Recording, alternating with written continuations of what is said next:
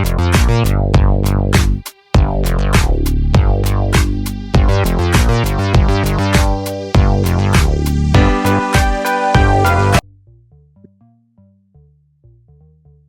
family, it is your boy Optimist Sniper. Bienvenue une fois de plus dans une nouvelle leçon portant sur comment utiliser les extensions de Fibonacci pour savoir quand prendre les bénéfices. Déjà, nous avons eu à voir dans les leçons précédentes comment utiliser le Fibonacci avec les niveaux de support et résistance, comment utiliser le Fibonacci avec les chandeliers japonais. Aujourd'hui, je vais vous apprendre à utiliser le Fibonacci avec les extensions pour pouvoir prendre les bénéfices, d'accord, pour pouvoir placer vos take profit. Déjà, le principe, il est simple. Je vais vous expliquer premièrement le principe avant qu'on aille dans les graphiques, que vous essayez de vous donner quelques petits exemples, si on peut trouver quelques petits exemples rapidement. Ok, comment utiliser les extensions de Fibonacci pour savoir quand prendre les bénéfices? Déjà, premièrement, je vais prendre ce niveau comme la zone une zone de support, d'accord? Le prix a commencé à se déplacer là. Il fait un high, il fait un low, il fait un high, il fait un low, il fait un high. Ok. Vous voulez par exemple utiliser ce niveau de retracement de Fibonacci ou pourquoi pas celui-ci, d'accord? Vous prenez votre Fibonacci, vous placez de ce low à ce high ici, d'accord? De ce low à ce high ici et quelque part ici, vous cherchez à avoir votre point d'entrée, d'accord? Quand vous prenez un trade, par exemple, je vais venir mettre là une position de long. Quand vous prenez un trade, les éléments importants de votre trade doivent être quoi? Je pense que les éléments importants de votre trade doivent être votre point d'entrée, votre stop loss et votre take profit. Une fois que vous avez placé votre point d'entrée là, normalement votre stop loss va venir quelque part en bas de ce lot ci, d'accord? Puisque c'est ce lot là que vous utilisez pour vous retracer. Donc le stop loss est quelque part là en bas de ce lot. Et où est-ce que vous voulez placer votre take profit? Déjà, normalement, dans une tendance haussière, on sait que le prix a tendance à créer des lots de plus en plus, des highs de plus en plus high, d'accord? Donc, ce que vous essayez de faire, c'est de capter le retracement et essayer d'avoir un high le plus high que l'ancien high. Donc, premièrement, votre premier niveau de take profit, pour ceux qui font par exemple du 1 sur 1 ou d'autres font du 1 sur 2, d'autres veulent avoir les exemples des niveaux de profit un peu plus grands, d'accord? Premièrement, le niveau de profit le plus évident, c'est ce niveau-ci, d'accord? Vous devez savoir que c'est ce niveau-ci. Parce que c'est un niveau où, si la tendance est respectée, la tendance haussière qui veut être respectée en cours, ça veut dire que ce niveau-ci, c'est le premier niveau de tes profits parce que le prix aura tendance à créer un nouveau high. C'est ça, non, clairement. OK. Après ce high-ci, maintenant, quels sont les niveaux qui peuvent être comme niveau de résistance pour vous, c'est-à-dire un niveau où vous pouvez prendre le profit parce que c'est ça en fait. L'objectif quand vous achetez un support, c'est de pouvoir prendre le profit à votre prochaine résistance, d'accord? La résistance, la prochaine résistance, d'accord? La prochaine résistance la plus évidente, quel est le niveau où vous pouvez commencer à prendre votre profit ou pourquoi pas essayer de pyramider, savoir si c'est que ce niveau est franchi, on peut encore avoir un retest sur ces zones-là pour qu'elles deviennent une zone de support. J'espère que quand je suis en train de parler, vous comprenez de quoi il s'agit. Donc, ici, une fois que le prix a cassé, si votre prochaine zone de résistance, si vous ne vouliez pas prendre le profit ici, là, ça sera par exemple ce niveau-ci, l'extension. C'est ce qu'on appelle les extensions de Fibonacci. Ça veut dire que quoi? Lorsque vous prenez un ordre d'achat ici, le Fibonacci va vous servir aussi pour pouvoir regarder une extension de ce prix-là. Ça veut dire que c'est une projection de ce prix dans le futur. D'accord? En fonction de ce mouvement-ci, la projection de ce mouvement-ci, le Fibonacci dit, OK, la prochaine extension, après qu'il y a eu ce retracement-ci que tu as essayé de capturer en achat, la prochaine extension peut aller jusqu'ici. C'est ce que le Fibonacci va te dire. Jusqu'à cette zone-ci, d'accord? Jusqu'à cette zone-ci. C'est le prochain niveau d'expansion, d'accord? C'est ça qu'on appelle les extensions du Fibonacci. Donc, ce niveau-ci va être pour toi comme si tu as pris un bas ici, tu peux mettre ton T-profil ici ou tu peux placer ton T-profil ici, d'accord? C'est le niveau que le Fibonacci te donne comme niveau de prochaine extension, d'accord? Ensuite, il y aura aussi ce niveau-ci. Ça veut dire, par exemple, pour ceux qui font la clôture partielle, d'accord, ceux qui clôturent les trades partiellement, vous pouvez prendre votre premier profil ici, par exemple, votre deuxième ici. Au fur et à mesure qu'il est en train d'aller dans votre sens, votre troisième profil va être quelque part là, ici. C'est la prochaine extension du Fibonacci. On a le moins 0,50, moins 1, moins 1,5. Ces niveaux-là, ce sont les niveaux d'extension, d'accord? Ce sont les niveaux où vous pouvez prendre votre profil au fur et à mesure que le prix est en train de monter. Jusqu'à là en haut, d'accord? OK. Je pense que le principe, il est très simple, non? C'est ça, c'est un peu de ça qu'il s'agit. D'accord. Une fois que le prix soit venu ici, par exemple, il vient là, il crée un nouveau high, il continue avec sa marche, il revient tester le support aussi qu'il a cassé, la récente qu'il a cassé qui est devenu support, il va encore créer un nouveau high. Donc, pendant ce temps, toi, tu sais où tu places tes niveaux, où tu vas prendre régulièrement le profit, d'accord, pour continuer la tendance. C'est ces niveaux-là qui sont les niveaux de projection d'extension Fibonacci, d'accord. Ok. Je pense que là, c'est simple. C'est inversement en tendance baissière. C'est inversement en tendance baissière. Par exemple, la tendance baissière, bon, ce qui va faire, excusez-moi, laissez-moi changer aussi. Parce que là, je suis en train de travailler comme ça, mais j'avais mis un short ici. C'est plutôt un long que tu es en train de prendre. Un ordre d'achat, d'accord. Je vais supprimer celui-ci. Je vais supprimer celui-ci. Ok, c'était juste un ordre d'achat. Tu pouvais placer ton take profit ici comme première entrée, comme premier take profit où tu pouvais placer ici, où tu pouvais placer ici. D'accord, c'est ça. Ce sont les niveaux où le prix t'indique qu'il faut que tu prennes ton profit. D'accord, ok. Maintenant, en tendance baissière, c'est simple. En tendance baissière, c'est juste l'inverse. Le prix ne fait plus créer des bas de plus en plus bas. D'accord. Il ne fait que créer des bas de plus en plus bas. Ok. Après la première expansion-ci, qu'est-ce que toi tu as fait? Tu as pris par exemple ton Fibonacci, tu as essayé de placer de ce haut à ce sommet, d'accord?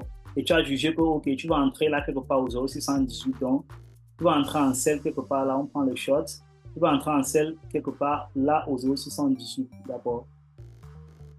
Que je prenne ce niveau. Le prix a fait ce retracement, il est venu. Le prix a fait ce retracement, il est venu jusqu'ici, d'accord? Ok. Maintenant, qu'est-ce que toi tu fais? Tu as entré ta position de vente là, et tu vas prendre ton stop loss, tu vas mettre en haut de ce high, quelque part en haut de ce high. Qu'est-ce que tu vas viser comme premier take profit? Le premier take profit, normalement, pour une tendance baissière, puisque tu sais que le prix va créer des bas de plus en plus bas, l'ancien bas, si c'est le premier niveau de take profit, d'accord? Tu peux placer un take profit ici, pour ceux qui font la clôture partielle. Lorsque le prix arrivera ici, tu veux prendre un profit partiel, d'accord? Ensuite, c'est toujours la même projection. La projection du Fibonacci, on a la projection ici à 0,50. C'est le premier niveau de tes profits, le deuxième niveau de tes profits que tu peux prendre, et ainsi de suite jusqu'à moins 0,1.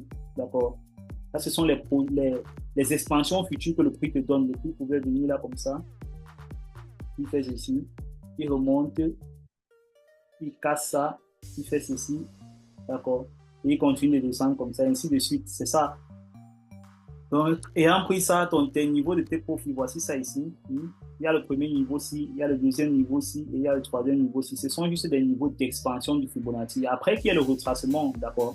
Puisque le Fibonacci vous permet juste de déterminer les prochaines zones de support et de résistance qui peuvent vous... les prochaines zones de support et de résistance en fonction de ce que tu es en train de faire, d'accord? Si tu es en train de vouloir vendre, ça c'est une zone de support, tu peux prendre un premier profit. La prochaine zone de support, ça sera encore cette zone. Ce sont les niveaux où le prix peut se retourner, d'accord? Mais toi, tu vas utiliser ça comme des niveaux de prise de bénéfice, d'accord? Ce sont les niveaux d'extension de Fibonacci. Donc, je pense que là, c'est très simple. Le principe a été essayé. On va essayer de repérer ça un peu dans les tendances baissières ou haussières qu'on a à voir ici. Bon, allons sur un graphique vert un peu. Pour essayer de repérer ça, pour que ça soit un peu plus facile pour vous. Ok, je vais vous prendre un exemple. Une fois que le prix-ci avait fait ceci, d'accord, l'expansion-ci, d'accord, une fois que ce prix avait fait cette expansion-ci, ou pourquoi pas même, prenons de ce high-ci à ce low-ci, d'accord, toi, tu es en train de vouloir, tu as déterminé que, ok, ça, c'est une zone de résistance, d'accord, le prix a réagi avec cette zone de résistance, là, on a commencé l'intuition order flow baissier, on a commencé à faire des lots de plus en plus lourds, d'accord, là, tu as déterminé, par exemple, ici, voilà ton plan de travail, tu as déterminé qu'ici, c'est une zone de résistance. Tu as attendu les confirmations. Le prix est arrivé sur cette zone, il a commencé à faire les lots de plus en plus lourds. Il fait les lots de plus en plus lourds. OK. À ce moment, si tu détermines que, OK, s'il y a n'importe quel retracement, moi, je vais entrer. Donc, tu prends ton niveau de Fibonacci, tu places ici et tu viens mettre ça sur ce lot-ci. D'accord. OK. Étant sur ce lot-ci, qu'est-ce que tu vas faire? Voilà, par exemple, ton entrée. Le prix a retracé, non, il est revenu quelque part ici. Voilà, par exemple, ton entrée ici. Tu décides d'entrer sur ce niveau-ci. D'accord. Tu prends un ordre de short, là, de vente, short.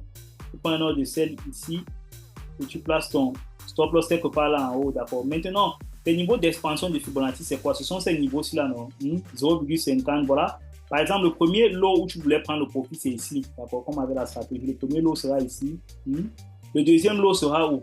Le deuxième lot sera ici. Projeté ici. Voilà. Ça fait que c'est ici que tu devais prendre ton profit lorsque le prix a été touché ici. Le troisième tes profits, c'est ici. D'accord? C'est simple, non? Aussi simple que ça. Le quatrième take profit, c'est si tu vois que si tu avais pris un ordre de vente là-bas en haut et que tu voulais essayer de prendre les profits partiels, tu devais avoir un trade qui est arrivé jusqu'ici, jusqu'à ton quatrième profit, peut-être, et tu as clôturé ton trade, d'accord?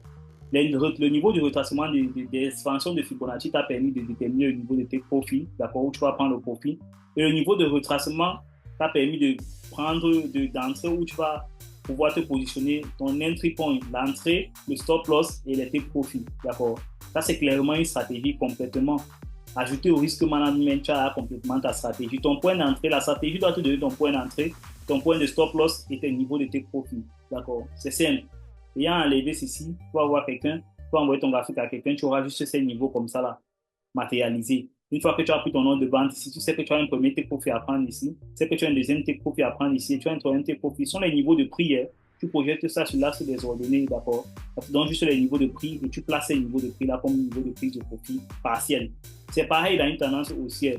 On a vu pour un exemple baissier là, allons-y pour un exemple haussier. C'est pareil dans une tendance haussière, d'accord? Pour une tendance haussière, par exemple, prenons le niveau ci. On va prendre quel niveau? On va prendre ce retracement. Prenons que tu as vu le prix a commencé à faire ceci. D'accord. Tu as vu le prix a commencé à faire ce high ici. Le prix a commencé à faire une tendance haussière ici. Il a fait un high, il a fait un low, il a fait un high. D'accord.